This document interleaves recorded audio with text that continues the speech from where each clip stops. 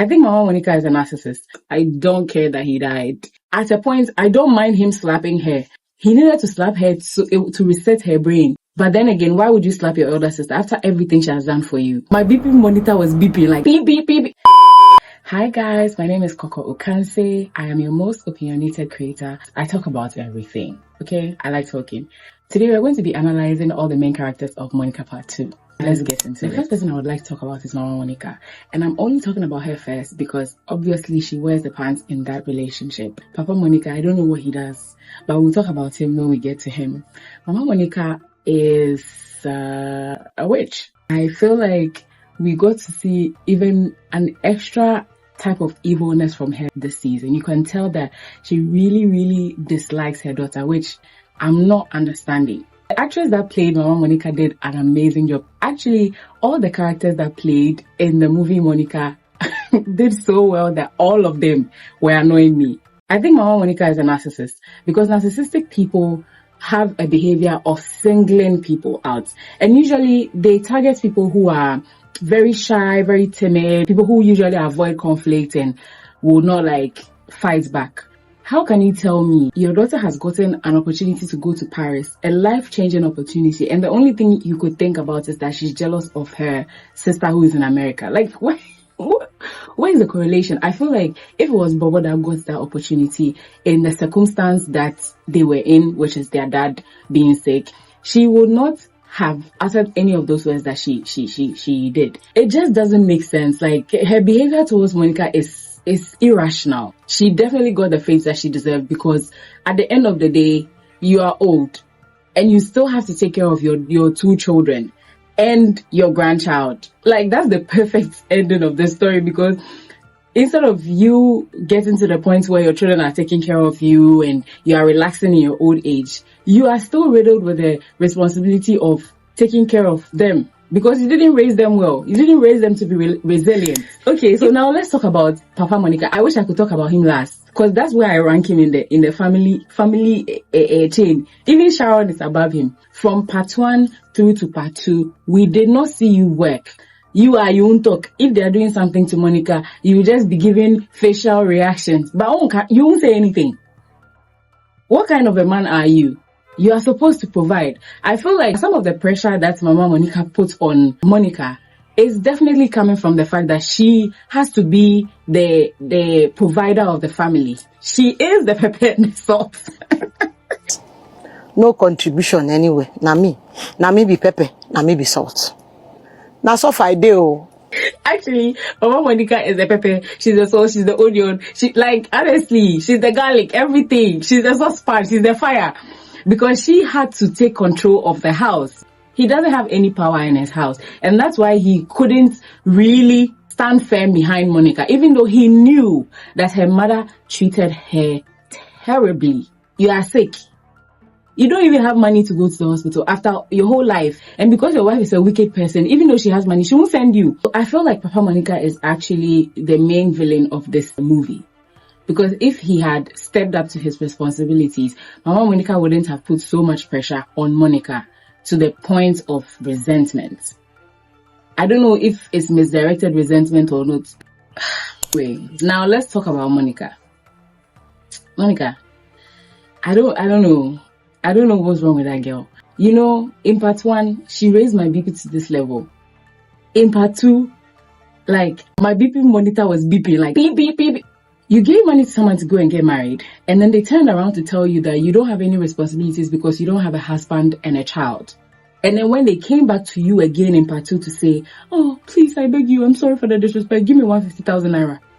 Immediately, at that same moment, in that same scene, you gave them that money. Well, she didn't give him the money at that moment, but she agreed. It's what kind of empathy at all do you have? Hey, you have too much sympathy for these people. Monica's character is a people-pleasing character and a character that seeks too much validation. And I don't blame her because it's from childhood trauma. Imagine being the eldest of 3 children and the 2 other children are always getting praises, doing half the things that you do. You give your all the time. You put in so much effort and you are always being blamed, you're always being gaslit, you're always being seen as not doing enough. But then when they do a little of something, they are given all the praises in the world. Obviously, you're going to be somebody that seeks validation. She seeks validation from wherever she can get it. Even if you're going to give money out to somebody, you have to let them know that there was sweat for the money, blood, sweat, and tears. Monica, because she has money. Because at the same time that you're telling someone you give them 150,000 naira, you are paying for your dad's dialysis, which is 60,000 naira every week. Number two, I'm sure you're the one paying medication. And at the same time, you are transporting yourself back and forth to go and take care of him in the hospital. What are the rest of the people in the family doing? Like that, do you have to put everything on top of your head? I don't understand. When Monica was younger, I understood her plight, right? You are young. You look up to your parents for guidance and direction. So when they paid her siblings jam fee or something with her school fees, it's understandable that she didn't push back. When she was 21 and she met Pascal, and Pascal said he wanted to marry her, and her mom said, no, I will never allow that to happen. It was understandable that she didn't push back. When she was 25 and something else happened along the way, it was kind of understandable that she didn't push back. But babe, at 30 years old, at 39 years old, you are still in that same lifestyle. You don't push back for anything. Like, you don't question anything. You're not skeptical about anything. If they come and tell you something, you do it. That's why Bobo had the guts to come and pack his after you've given him money for business. So he came to pack his business in front of your shop without consulting you. They don't have any iota of respect for you. And at some point, it becomes your fault if you accept it. This whole movie, I was expecting Monica to really show them shaggy, but I sat down and really thought about it and realized that actually it will be out of Monica's character to do the most. It was too much, Monica. It was too much. And your friend is telling you, consider yourself. You say no. Hey, to the point of saying, you don't want to go to Paris. After you've suffered in your life, you've suffered so much in your life, and finally the door has opened. You've seen the light at the end of the tunnel, and you said you want to stay in the darkness. Hey, Jesus. Like, whoever is doing you, they are really tightening your door. I didn't even talk about that 600,000 naira that she paid. Hey, the thing paid me over. But then again, it's like somebody's dying, you know? So I don't fault her too much for paying for the lady CS and taking care of them. Let's talk about Chika. Actually, I like Chika's character in the sense of she does not care what anybody thinks. And I like her for that. She only thinks about herself. That might be a little selfish, but coming from the family that she comes from, you have to be a little selfish. And also, back to childhood, how you were raised. Chika is selfish because of her mother. Because a lot of the pressure was put on Monica, and then Chika had nothing to do. Even when she bought iPhone 17, while Monica was slaving away to use all her money to take care of the house, her mom was like, somebody gave it to her. She defended it. If it was the other way around and Monica had that iPhone 17, her mom would have guilt-tripped her into selling it and using the money for the house. So her mom basically defended Chika being selfish for a long time. And so now that she's in a place as an adult where she just doesn't care about anybody, she only thinks about herself, it's good for Mama Monica. I only like her character because it's good for Mama Monica. But then if we remove Mama Monica out of the situation, I don't like her character. Because tell me why you are telling me that, oh, you don't have money to help with your father's sickness and blah, blah, blah. I kind of understand that your husband is sick and all, but you couldn't even send $50. That's wickedness. You are exactly like your mother. And let me go back to Mama Monica for a second. You don't have money. Somebody that cut you off for a brief moment came back and said, hey, my dad is sick. Let's forget about everything. I'm here to take care of my dad. And you turn around and say, 100,000 naira that you give me is not enough. You won't do anything. How dare you? What did you contribute? Somebody is contributing 100,000 naira. You're saying it's wrong. What did you contribute as a person? Anyway, back to Chika. She did a really good job. And I also feel like Chika is a perfect character because she held a mirror to Mama Monica's face and told her, this is what you did to Monica. Even though they all treated her badly, you enforced it, and you were wicked for that, and you were a witch for that. When she said she's a witch, I said yes. Because throughout the movie, I kept saying, this woman is a witch. If she's not a witch, then we have to do some serious deliverance from her, because a demon is living inside her. I keep coming back to Mama Monica because she's the focal point of the movie. Like, how can one person be so wicked? Alright, let's talk about Bobo. Bobo is an ingrate. He is a manipulative character, because when he needs something from Monica, he goes to her and begs her. No. Once he feels like he's comfortable enough in life, all of a sudden you don't have responsibilities. How dare you, Bobo? But everything is being paid for you.